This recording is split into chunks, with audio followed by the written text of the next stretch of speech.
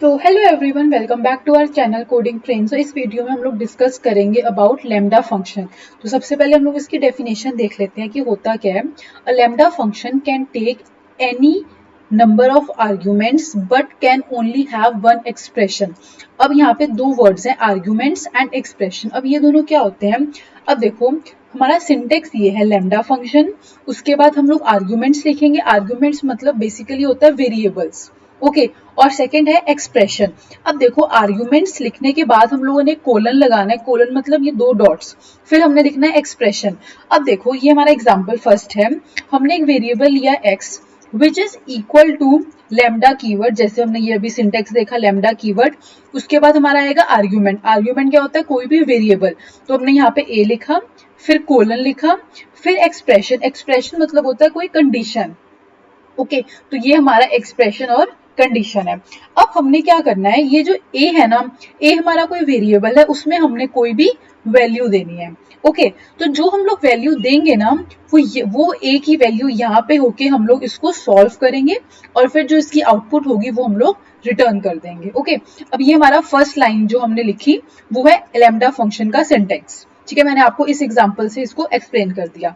अब उसके बाद मैंने क्या लिखा, प्रिंट फंक्शन। और प्रिंट फंक्शन के अंदर मैंने लिखा x, फिर ब्रैकेट में लिखा 5। अब इसको क्या कहेंगे, ये x मतलब ये x को कॉल करेगा और ये जो 5 है ना, ये यहाँ पे चला जाएगा a में। अब हम लोग क्या करेंगे, 5 + 10 विच इज इक्वल टू 15। तो हमारी जो इस कोड की आउटपुट आएगी ना, वो 15 आएगी। क्यों? क्योंकि जो हमने ये 5 की वैल्यू दी ना, वो हमारा ऑटोमेटिकली a वेरिएबल में जाके सेव हो जाएगा। और फिर हम लोग a +10 मतलब कि 5, यहाँ पे हम लोगों को 5 गिवन है, 5 + 10 दैट इज 15। अब सिमिलरली यहाँ पे हम लोग 5 की जगह 10 दे देते हैं, तो हमारी आउटपुट आएगी यहाँ पे 20, क्योंकि अब a की वैल्यू क्या हो जाएगी 10, 10 + 10 20। सिमिलरली अब हमने क्या लिखा, ये हमने सेकंड कोड है। अब देखो, यहाँ पे हम लोग ना क्या कर सकते हैं, जितने मर्जी हमने आर्ग्यूमेंट्स देने हैं ना, वो हम लोग दे सकते हैं, मतलब a, b, c, d जितने मर्जी। लेकिन हम लोग जो एक्सप्रेशन लिखेंगे ना, एक्सप्रेशन हम लोग हमेशा एक ही लिखेंगे। ये नहीं हम लोग यहाँ पे मल्टीप्लाई कर रहे हैं फिर a + b कर रहे हैं, यहाँ पे हम लोग ऐसे नहीं कर सकते, ठीक है। हम लोगों ने एक्सप्रेशन मतलब कि जो ये तरफ है ना, ये हमेशा एक ही एक्सप्रेशन देना है, बाकी हम लोग आर्ग्यूमेंट जितने मर्जी दे सकते हैं, ठीक है। अब इस कोड का आंसर बताओ क्या होगा। अब देखो, हमने x को कॉल किया और x में हमने दो वैल्यू दे दी 5, 2। तो अब यहाँ पे क्या वेरिएबल है, दो variable 5 and a and b। तो 5 a में स्टोर हो जाएगा और 2 जो है वो b में स्टोर हो जाएगा। उसके बाद हम लोग मल्टीप्लाई करेंगे 5 × 2 दैट इज इक्वल टू 10। तो हमारी यहाँ पे आउटपुट आ गई 10, ठीक है। अब फॉर एग्जाम्पल मैं यहाँ से B2 को हटा दूं फॉर एग्जाम्पल, और अब मैं इस कोड को रन करूंगी, तो यहाँ पे मेरे को एरर दे रहा है। वो क्या दे रहा है कि आपने आर्ग्यूमेंट्स तो दो दिए, लेकिन आपने वैल्यू जो है वो एक ही दी है। तो यहाँ पे जितने आर्ग्यूमेंट्स होंगे उतनी ही हमको वैल्यू भी देनी है। तो हमारा यहाँ पे आउटपुट आ गया 10। अब देखो नेक्स्ट क्या है, ये तो हमारा बेसिक है, ओके। अब नेक्स्ट क्या है, अब ये पहले पढ़ लो। You have a function definition that takes one argument. ये देखो, ये हमारा फंक्शन है, ओके। ये हम लोगों को उससे क्या ले रहा है, एक आर्ग्यूमेंट ले रहा है, okay. So you have a function definition that takes one argument and that argument will be multiplied with an unknown number। मतलब कि ये हमारा फंक्शन की डेफिनेशन है, ओके। तो ये क्या कह रहा है, आपके पास एक फंक्शन डेफिनेशन है दैट टेक्स वन आर्ग्यूमेंट, मतलब कि हमने यहाँ पे वन आर्ग्यूमेंट दिया जो कि है n, एंड दैट आर्ग्यूमेंट मतलब कि n will be multiplied with N unknown number. अब देखो, हमारा जो n है ना, वो मल्टीप्लाई हो रहा है a से, और a हमारे लिए क्या है, कोई अननोन नंबर है, ओके। अब देखो, जो मैंने यहाँ पे सिंटेक्स लिखा है ना, वही मैंने यहाँ पे लिखा है, ओके। मतलब लैम्डा फंक्शन का जो एक्सप्रेशन होता है। अब देखो, ये मैंने कहाँ लिखा है, फंक्शन के अंदर। तो इसको एग्जीक्यूट करवाने के लिए मेरे को पहले फंक्शन को कॉल करना पड़ेगा।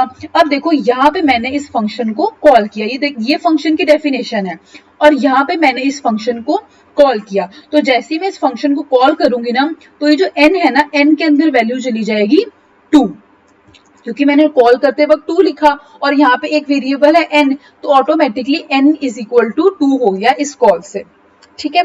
अब हमने यहाँ पे क्या लिखा है, d के अंदर उसको सेव कर लिया। अब मैंने क्या किया, अब मैंने d को कॉल किया, ओके। अब जब मैं डी को कॉल कर रही हूँ ना, डी में मैंने क्या दिया, वैल्यू 11, तो ये जो 11 वैल्यू है ना, अब ये ए में स्टोर हो जाएगी। ठीक है, ये वेरिएबल जो है ए, उसमें ये 11 वैल्यू जो है वो चली जाएगी।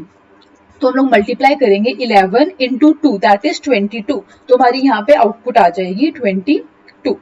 सिमिलरली आपने अगर यहाँ पे 10 लिख दिया तो आपकी यहाँ पे आउटपुट आ जाएगी 20। तो ये हमारा बेसिकली फंक्शन है जो हमने लैम्डा फंक्शन का यूज किया एक फंक्शन के अंदर।